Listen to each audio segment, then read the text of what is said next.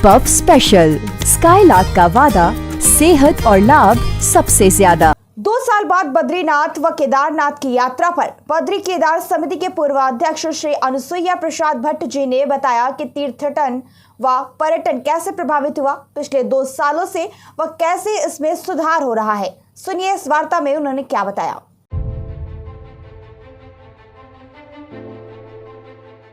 ब्रह्मा की नाजुक पंखुड़ियां, देवदार की प्यारी माटी, प्रभु राजी खुशी रखियां, ये पवित्र चमोली घाटी, ये पवित्र चमोली घाटी। नमस्कार मित्रों, सूचना इंडिया में आपका स्वागत है। और आज हम आपको ले चलते हैं जनपद चमोली के, जो कि पूर्व बद्री केदार समिति के अध्यक्ष भी रहे हैं। और आज आपको बताएंगे कि क्यों आकर्षण का केंद्र है आखिर भगवान बद्रीनाथ, भगवान केदारनाथ, और विशेष रूप से हमारा चमोली जनपद क्यों आखिर दर्शकों को आकर्षित करता रहता है। आइए ले चलते। सर, आपका परिचय दर्शक जानना चाहते हैं। अनुसुईया प्रसाद भट्ट कहते हैं मुझको, और मैं पूर्व अध्यक्ष हूँ बद्रीनाथ केदारनाथ मंदिर समिति का। तो जैसा कि आपने देखा कि श्रीमान अनुसुईया प्रसाद भट्ट जी, जो कि पूर्व अध्यक्ष रहे हैं बद्री और केदार समिति के। तो सर, मेरा दूसरा क्वेश्चन आपसे ये है कि इस समय बीते जो कोरोना काल चला था और अभी भगवान बद्री के कपाट कब खुलने वाले हैं, और आप इसको किस नज़र से देखते हैं इस बीच के समय को? ये उत्तराखंड देवभूमि है जी भू बैकुंठ बद्रीनाथ केदारनाथ जी मंदिर जो है, ये परंपराओं से अनादिकाल से यह पवित्र भूमि रही है। और उसके बाद देश विदेश के हिंदू श्रद्धालु जितने भी हैं यहाँ पर यात्रा करने के लिए आते हैं और अपने को धन्य समझते हैं। इस भू बैकुंठ का बद्री केदार के बद्रीनाथ के कपाट 8 मई को सुबह ब्रह्म मुहूर्त में खुलेंगे और केदारनाथ के इससे पहले खुलते हैं। बद्रीनाथ आज वर्तमान समय में ये कोरोना के कारण 3 साल तक जो यात्रा बंद रही, उससे जो है बड़ी क्षति पहुंची, क्योंकि यहाँ पर जितने भी हमारे उत्तराखंड के व्यवसाय आर्थिक स्थिति है सो डामाडोल हो गई थी। लेकिन अब जो है भगवान से प्रार्थना है कि यात्रा सुचारू रूप से चले और सब लोगों को यथाशक्ति और यहाँ पर सदा से देख सकें। भगवान बद्री विशाल के वर्तमान समय में देख रहा हूँ मैं, तीर्थाटन और पर्यटन में अंतर है।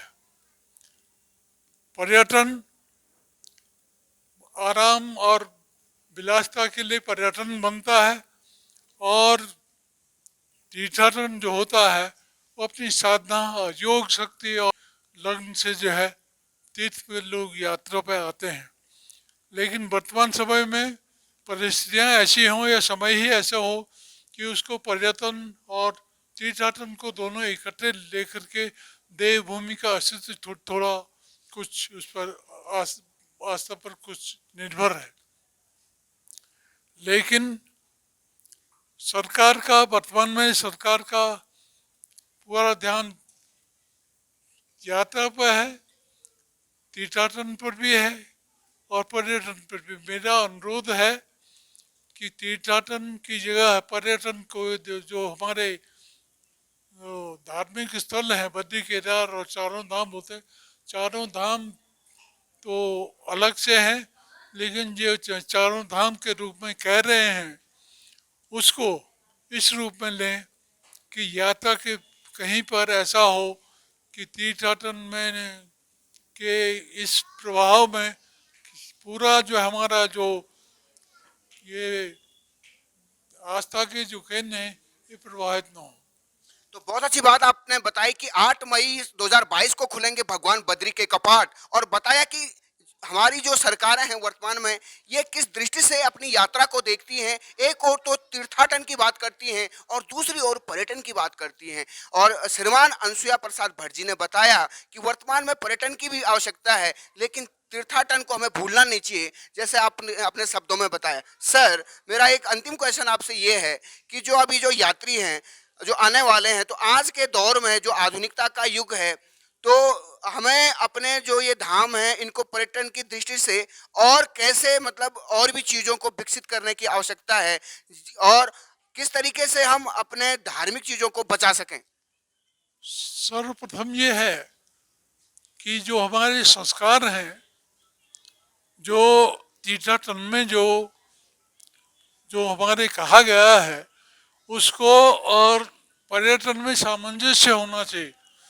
यहाँ के जो भी योजनाएं या जो भी प्रभावकारी या जो अच्छे वो कार्यक्रम हो, दोनों का सामंजस्य हो कि जिससे तीर्थाटन को भी असर न पड़े और हमारे आस्था के जो केंद्र हैं इन पर भी प्रभाव न पड़े, उसका सामंजस्य होना जरूरी है।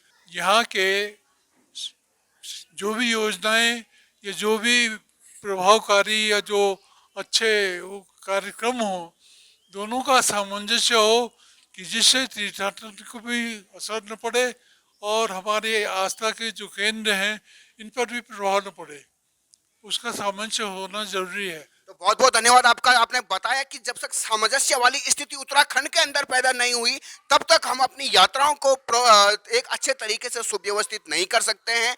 और रही बात हमारे रोजगार की, उसको भी हमें पर्यटन से जोड़ना होगा। और हमने आपको आज रूबरू करवाया पूर्व जो अध्यक्ष रहे बद्री केदार समिति के, और इनका कार्यकाल काफी अच्छा रहा था। और हम देखते हैं कि इस साल लग रहा है कि काफी पर्यटन, लगभग लाखों पर्यटक इस समय उत्तराखंड में आएंगे। और इन्हीं सब शुभकामनाओं के साथ एक बार पुनः भगवान बद्रीनाथ की यात्रा आप लोग भी जरूर आएं जब भी आपको समय मिले। जय बद्री, जय केदार। नरेंद्र रावत, सूचना इंडिया।